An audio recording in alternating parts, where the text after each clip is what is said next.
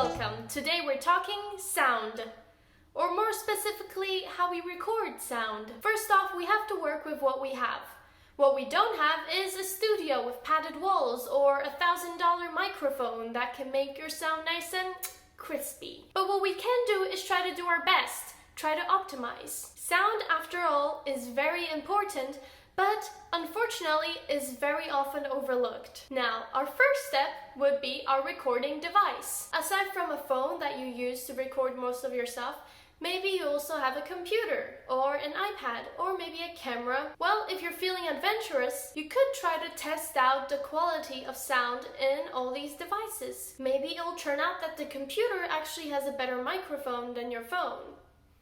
Who would have thought? Now, I have been very lucky to have this little microphone, but I'm not saying that everybody should have a fancier microphone, otherwise you're doomed, because that just wouldn't be fair. And honestly, you can do a lot to improve your sound recording just by making some small changes. First of all, this is terrible sound recording. And I know, and I acknowledge that. And honestly, there's nothing I can do about it, which really bums me out. See, my apartment has only, 2 or 3 rooms if you count the kitchen. And the bedroom is really bare. I don't have anything on the walls, and the cushiest thing is just the bed, and that's it. So what happens is that all of my sound keeps bouncing off the walls onto each other, which creates this echo. Which is frustrating. And you might think, hey, an echo is cool. I love singing in a bathroom or maybe a tunnel. But what an echo does is that it eats away a lot of the details in your voice. And sometimes when people are trying to critique your voice, like for example your voice teachers, or you're handing in an assignment where you have to sing, well then it can be a little bit distracting. So what you can do is try to find a space in your home that has more soft surfaces, like pillows and cushions, and just not as many blank walls for sound to bounce off of. You know what has a lot of soft surfaces? Your closet. Consider recording your dialogue or your song in the closet and see how it goes. It might be a lot better. Maybe don't record video in here though. That's a little bit weird. Other thing that gets in our way a lot when recording in your own home is noises from the outside, like sirens or cows, or, other members of the family banging pots and pans just right when they shouldn't be. There's nothing we can really do about that. Well, I have a little tip. If you're recording something and you're getting this really good cut, and you're like right into it, you're like 2/3 of the way through your song, and then you can hear a siren outside, and you're like, oh my god, I can't believe this is happening to me. I literally already have done this like 50 times and I am just getting into it.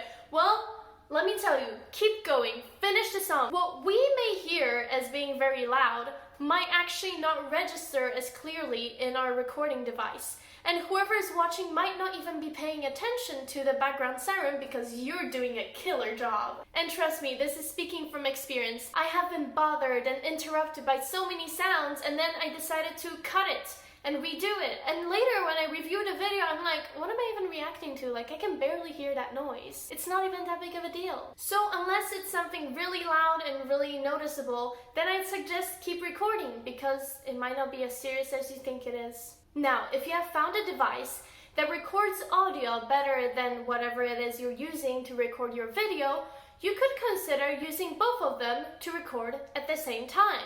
So what I do is I use my phone to record my video and also audio, and I use this little microphone which is plugged into my computer, which has GarageBand on, and I record the sound simultaneously. And later I go into a video editing software and I sync 2 of the tracks together so their timing is the same, and I use only the audio that is better, which is usually the one on the microphone. And that way I have the best video that I can have and also the best audio. Pro tip: if you have a car, record your sound in the car. The car has a lot of soft surfaces and it's nice and tight, so it's almost like your mini recording studio. But I don't wish anyone sacrificing their video or their character's given circumstance just to get good audio. For example, if I'm a knight that is in the forest giving a very dramatic monologue, maybe I shouldn't be filming it inside the car because that'll be a little bit weird. Hope you found this helpful. Bye-bye!